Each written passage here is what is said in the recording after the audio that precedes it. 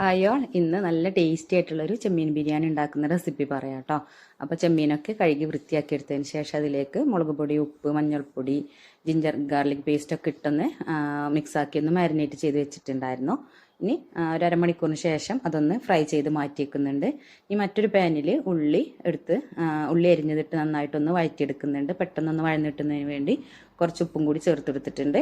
ഉള്ളിയൊക്കെ ഒന്ന് വഴന്ന് വന്നതിന് ശേഷം അതിലേക്ക് ജിഞ്ചർ ഗാർലിക് പേസ്റ്റ് ചേർത്ത് കൊടുക്കുന്നുണ്ട്. അതുപോലെ തന്നെ തക്കാളി ചേർത്ത് കൊടുക്കുന്നുണ്ട്. കറിവേപ്പിലയും കൂടി ചേർത്തെടുത്ത് വീണ്ടും ഒന്ന് നന്നായി മിക്സാക്കി എടുത്ത് തക്കാളിയൊക്കെ ഒന്ന് വെന്ത് ഉടഞ്ഞു വന്നതിന് ശേഷം അതിലേക്ക് മഞ്ഞൾപ്പൊടി ഇട്ട് കൊടുക്കുന്നുണ്ട്.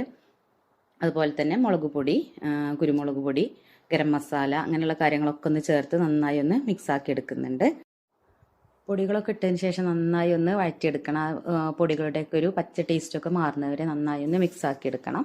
ഇനി അതിന് ശേഷം അതിലേക്ക് ഒരു അരമുറി നാരങ്ങയുടെ നീരാണ് പിഴിഞ്ഞെടുത്തിട്ടുണ്ടായിരുന്നത്. വീണ്ടും ഒന്ന് മിക്സാക്കിയതിന് ശേഷം നമ്മൾ നേരത്തെ വറുത്ത് മാറ്റി വെച്ചിട്ടുള്ള ചെമ്മീനാണ് ചേർത്ത് കൊടുക്കുന്നത്. ഇനി ചെമ്മീൻ ഇട്ട് കൊടുത്ത് അതിലേക്ക് അല്പം വെള്ളം കൂടി ഒഴിച്ച് നന്നായി ഒന്ന് മിക്സാക്കി എടുത്ത് കുറച്ച് മല്ലിയില, പുതിനയില ഇവിടെയൊക്കെ ഒന്ന് ഇട്ട് കൊടുത്ത് അവിടെ മൂടി വെച്ചിട്ടുണ്ട്. അങ്ങനെ ചെമ്മീനും മസാലയൊക്കെ ഒരു 5 മിനിറ്റ് ഒരു ലോ ഫ്ലെയിമിലിട്ട് 5 മിനിറ്റ് ഒന്ന് വേവിച്ചെടുക്കുന്നുണ്ട്. ആ സമയം കൊണ്ട് തന്നെ റൈസൊക്കെ ഒന്ന് റെഡിയാക്കി വെച്ചിട്ടുണ്ടായിരുന്നു. വേവിച്ച് ഒരു 3/4 വേവായപ്പോൾ ഊറ്റിയെടുത്തതിന് ശേഷം നമ്മുടെ മസാലയുടെ മുകളിലേക്ക് ഇട്ട് കൊടുക്കുകയാണ് ചെയ്യുന്നത്. 2 ലെയറായിട്ടാണ് ഇട്ട് കൊടുത്തിട്ടുണ്ടായത്. ഇനി ഓരോ ലെയറിലും നമ്മൾ മുമ്പ് വറുത്ത് മാറ്റി വെച്ചിട്ടുണ്ടായിരുന്ന ഉള്ളി, അതുപോലെ തന്നെ അണ്ടിപ്പരിപ്പ്, മുന്തിരിയൊക്കെ ഒന്ന് ചേർത്ത് കൊടുക്കുന്നുണ്ട്. അതുപോലെ തന്നെ മല്ലിയില, പുതിനയില, ബിരിയാണി മസാല ചേർത്ത് കൊടുക്കുന്നുണ്ട്. അതുപോലെ ഉള്ളിയൊക്കെ വറുത്തെടുത്ത സൺഫ്ലവർ ഓയിലും കൂടി ഒഴിച്ചു കൊടുക്കുന്നുണ്ട്. കൂടാതെ തന്നെ 2 ടീസ്പൂൺ നെയ്യ് കൂടി സമയത്ത് ഒഴിച്ചു കൊടുത്തിട്ടുണ്ടായിരുന്നു.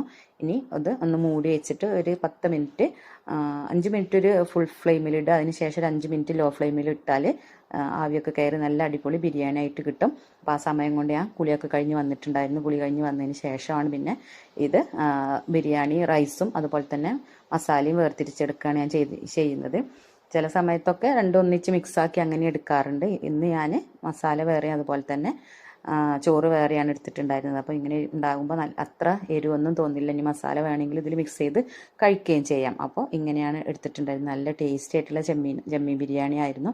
അപ്പോൾ എല്ലാവരും ഇങ്ങനെയൊക്കെ ഉണ്ടാക്കി നോക്കാറുണ്ടാവും എന്ന് വിചാരിക്കുന്നു. ഇനി ഇതുവരെ ഉണ്ടാക്കിയിട്ടില്ലെങ്കിൽ ഇങ്ങനെ ഒന്ന് ട്രൈ ചെയ്ത് നോക്കണം. വളരെ ടേസ്റ്റി ആയിട്ടുള്ള ചെമ്മീൻ ബിരിയാണി റെഡി ആയിട്ടുണ്ട്. അപ്പോൾ ഇനിയിത് സാലഡിൻ്റെയും അതുപോലെ തന്നെ അച്ചാറിൻ്റെയൊക്കെ കൂടെയാണ് ഞങ്ങൾ കഴിച്ചിട്ടുണ്ടായിരുന്നത്.